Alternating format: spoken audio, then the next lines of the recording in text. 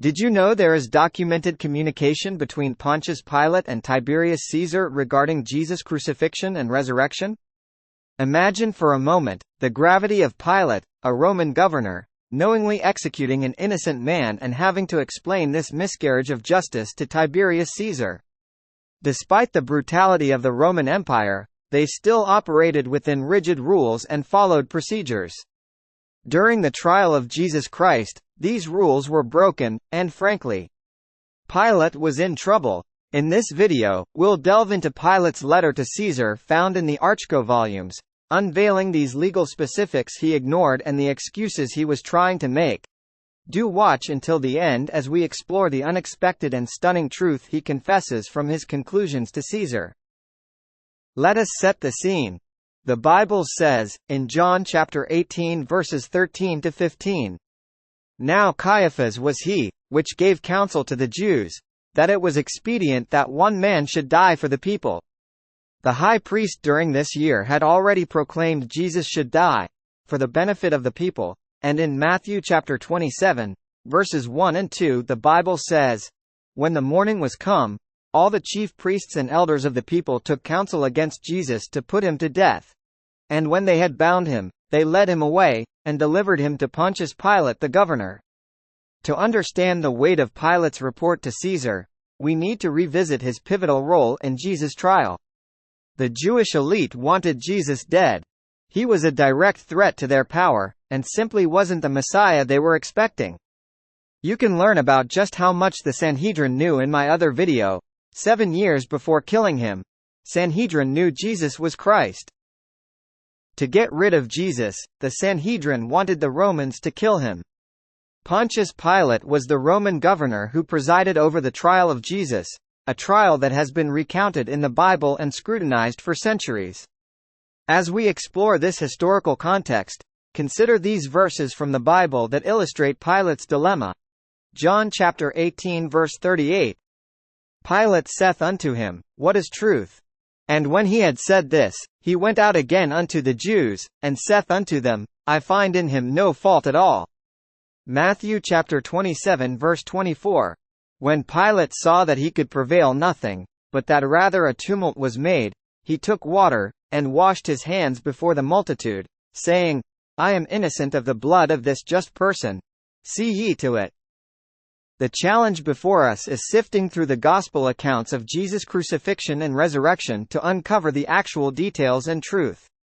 The Bible gives us this overview, but for greater depth, we turn to the Archko volume and Pilate's letter to Caesar. Are these documents authentic?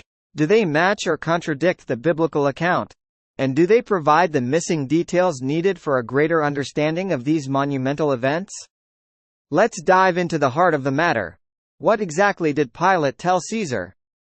To shed light on this, I'll read passages from the Archko volume, where Pilate details the trial of Jesus. We'll explore the political and religious significance of Jesus' story as depicted by Pilate. The beginning of the document recounts how when he arrived as governor in Jerusalem, he upset everyone by hanging, "Hail Caesar," banners everywhere. The Jewish religious elite had been out to get him ever since, and now saw his removal of Jesus of Nazareth the perfect payback. First up, it shall be noted that Pilate met with Jesus in the weeks before the trial. He vividly describes Jesus' character in glowing terms, and makes this notable admission. Or was he getting his excuses in early on? You decide. "I would warn the Romans to beware of the high priests of this country. They would betray their own mother to gain office and a luxurious living. It seems to me that, of conquered cities, Jerusalem is the most difficult to govern. So turbulent are the people that I live in momentary dread of an insurrection. I have not soldiers sufficient to suppress it. I had only 1 centurion and 100 men at my command. I requested a reinforcement from the prefect of Syria, who informed me that he had scarcely troops sufficient to defend his own province." Pilate goes on to document how the Pharisees were trying to trick Jesus. One of the rebellious Jews, so numerous in Jerusalem, having asked Jesus if it was lawful to give tribute to Caesar, he replied, "Render unto Caesar the things that belong to Caesar, and unto God the things that are God's. It was on account of the wisdom of his sayings that I granted so much liberty to the Nazarene." He then describes how his accommodation of Jesus was not going down well with the Jewish elites. This unlimited freedom granted to Jesus provoked the Jews, not the poor, but the rich and powerful. It is true, Jesus was severe on the latter, and this was a political reason, in my opinion, for not restraining the liberty of the Nazarene. Pilate also became aware of the plot to kill Jesus, and again underscores his lack of manpower. Remember, Caesar is his boss, and he needs to explain why he allowed events to unfold the way they did. I was even informed that some misfortune would befall him, that it would not be the first time that Jerusalem had stoned those who called themselves prophets. An appeal would be made to Caesar. However, my conduct was approved by the Senate, and I was promised a reinforcement after the termination of the Parthian War. Being too weak to suppress an insurrection, I resolved upon adopting a measure that promised to restore the tranquility of the city without subjecting the praetorium to humiliating concession. I wrote to Jesus requesting an interview with him at the praetorium. He came. I cover this incredible meeting in my video, Blonde Jesus? Pontius Pilate's controversial description. Pilate goes on to describe how the mood was becoming dark and sinister as the Passover feast approached. The great feast of the Jews was approaching, and the intention was to avail themselves of the popular exultation which always manifests itself at the solemnities of a Passover. The city was overflowing with a tumultuous populace, clamoring for the death of the Nazarene. My emissaries informed me that the treasure of the temple had been employed in bribing the people. The danger was pressing. A Roman centurion had been insulted. I wrote to the prefect of Syria for 100 foot soldiers and as many cavalry. He declined. I saw myself alone with a handful of veterans in the midst of a rebellious city, too weak to suppress an uprising, and having no choice left but to tolerate it. They had seized upon Jesus, and the seditious rabble, although they had nothing to fear from the praetorium, believing, as their leaders had told them, that I winked at their sedition, continued vociferating, "Crucify him! Crucify him!" He then describes who the conspirators are. 3 powerful parties had combined together at that time against Jesus. First, the Herodians and the Sadducees, whose seditious conduct seemed to have proceeded from double motives. They hated the Nazarene and were impatient of the Roman yoke. The Pharisees were the avowed enemies of Jesus. They cared not for the government. They bore with bitterness the severe reprimands which the Nazarene for 3 years had been continually giving them wherever he went. Timid and too weak to act by themselves, they had embraced the quarrels of the Herodians and the Sadducees. Besides these 3 parties, I had to contend against the reckless and profligate populace, always ready to join a sedition, and to profit by the disorder and confusion that resulted therefrom. The events of the trial are now detailed by Pilate. Jesus was dragged before the high priest and condemned to death. It was then that the high priest, Caiaphas, performed a divisory act of submission. He sent his prisoner to me to confirm his condemnation and secure his execution. I answered him that, as Jesus was a Galilean, the affair came under Herod's jurisdiction, and ordered him to be sent thither. The wily tetrarch professed humility, and, protesting his deference to the lieutenant of Caesar, he committed the fate of the man to my hands. Soon my palace assumed the aspect of a besieged citadel. Every moment increased the number of the malcontents. Jerusalem was inundated with crowds from the mountains of Nazareth. All Judea appeared to be pouring into the city. By this time the marble stairs groaned under the weight of the multitude. The Nazarene was brought back to me. I proceeded to the halls of justice, followed by my guard, and asked the people in a severe tone what they demanded. "The death of the Nazarene," was the reply. "For what crime? He has blasphemed. He has prophesied the ruin of the temple. He calls himself the Son of God, the Messiah, the King of the Jews." "Roman justice," said I, "punishes not such offenses with death." "Crucify him! Crucify him!" cried the relentless rabble. The vociferations of the infuriated mob shook the palace to its foundations. Pilate tries in vain to save Jesus by offering Barabbas instead. There was but one who appeared to be calm in the midst of the vast multitude. It was the Nazarene. After many fruitless attempts to protect him from the fury of his merciless persecutors, I adopted a measure which at the moment appeared to me to be the only one that could save his life. I proposed, as it was their custom to deliver a prisoner on such occasions, to release Jesus and let him go free, that he might be the scapegoat, as they called it. But they said Jesus must be crucified. After this attempt fails, he tries to reason with legal arguments.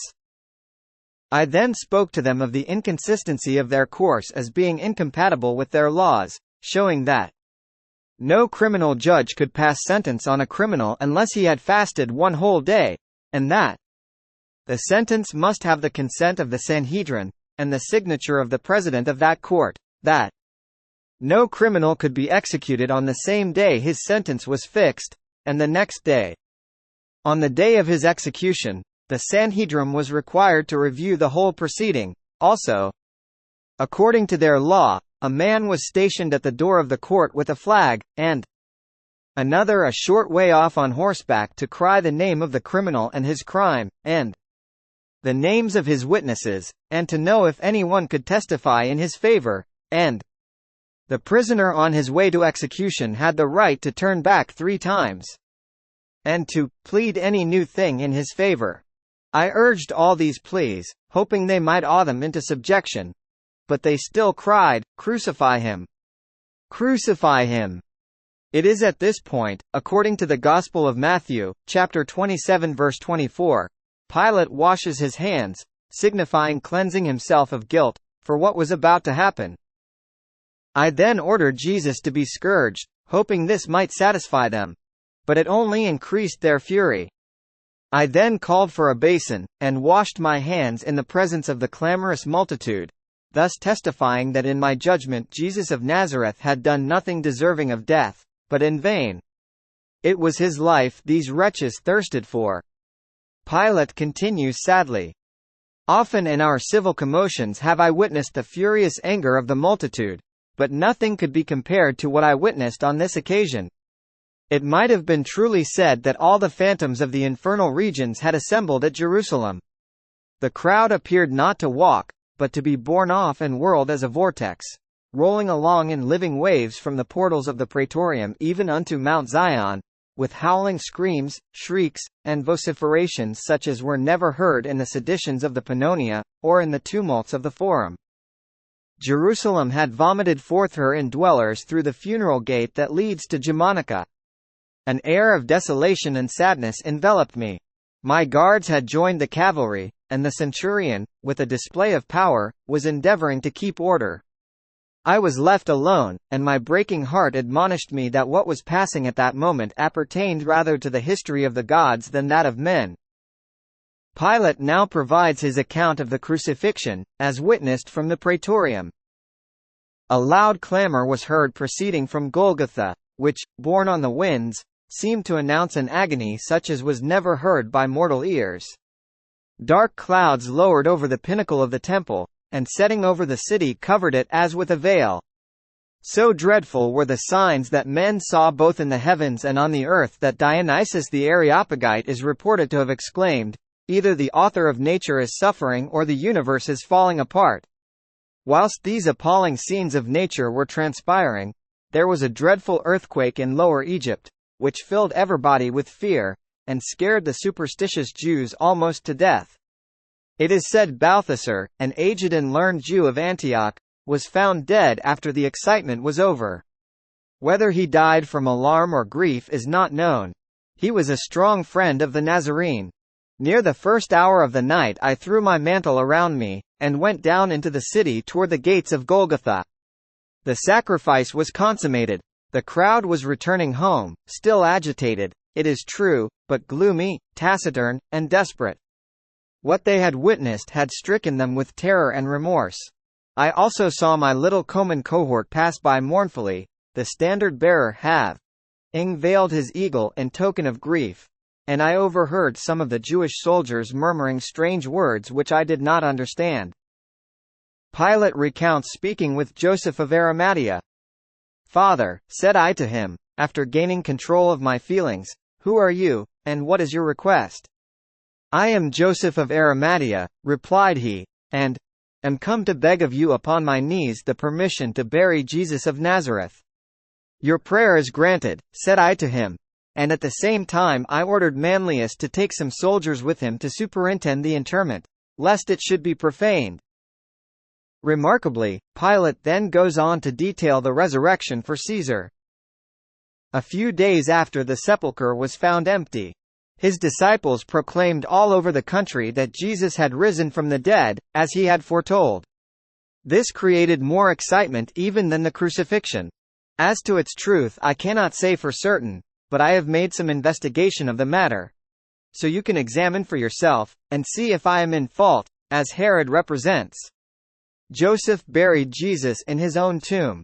Whether he contemplated his resurrection or calculated to cut him another, I cannot tell. The day after he was buried, one of the priests came to the praetorium and said they were apprehensive that his disciples intended to steal the body of Jesus and hide it, and then make it appear that he had risen from the dead, as he had foretold, and of which they were perfectly convinced. I sent him to the captain of the royal guard, Malchus, to tell him to take the Jewish soldiers, place as many around the sepulchre as were needed. Then if anything should happen they could blame themselves, and not the Romans. When the great excitement arose about the sepulchre being found empty, I felt a deeper solicitude than ever. I sent for Malchus, who told me he had placed his lieutenant, Ben Isham, with 100 soldiers, around the sepulchre. He told me that Isham and the soldiers were very much alarmed at what had occurred there that morning. I sent for this man Isham, who related to me, as near as I can recollect, the following circumstances. He said that at about the beginning of the 4th watch they saw a soft and beautiful light over the sepulchre. He at first thought that the women had come to embalm the body of Jesus, as was their custom, but he could not see how they had gotten through the guards. While these thoughts were passing through his mind, behold, the whole place was lighted up, and there seemed to be crowds of the dead in their grave clothes. All seemed to be shouting and filled with ecstasy, while all around and above was the most beautiful music he had ever heard, and the whole air seemed to be full of voices praising God. At this time there seemed to be a reeling and swimming of the earth, so that he turned so sick and faint that he could not stand on his feet. He said the earth seemed to swim from under him, and his senses left him, so that he knew not what did occur. I asked him in what condition he was when he came to himself. He said he was lying on the ground with his face down. I asked him if he could not have been mistaken as to the light. Was it not day that was coming in the east? He said at first he thought of that, but at a stone's cast it was exceedingly dark, and then he remembered it was too early for day. I asked him if his dizziness might not have come from being wakened up and getting up too suddenly, as it sometimes had that effect. He said he was not, and had not been asleep all night, as the penalty was death for him to sleep on duty. He said he had let some of the soldiers sleep at a time. Some were asleep then. I asked him how long the scene lasted. He said he did not know, but he thought nearly an hour. He said it was hid by the light of day. I asked him if he went to the sepulchre after he had come to himself. He said no, because he was afraid. That just as soon as relief came they all went to their quarters. I asked him if he had been questioned by the priests. He said he had. They wanted him to say it was an earthquake, and that they were asleep, and offered him money to say that the disciples came and stole Jesus. But he saw no disciples. He did not know that the body was gone until he was told. I asked him what was the private opinion of those priests he had conversed with. He said that some of them thought that Jesus was no man, that he was not a human being, that he was not the son of Mary, that he was not the same that was said to be born of the Virgin in Bethlehem, that the same person had been on the earth before with Abraham and Lot, and at many times and places. Are you ready? Pontius Pilate now draws an incredible and astonishing conclusion. It seems to me that, if the Jewish theory be true, these conclusions are correct. for they are in accord with this man's life, as is known and testified by both friends and foes, for the elements were no more in his hands than the clay in the hands of the potter. He could convert water into wine. He could change death into life, disease into health.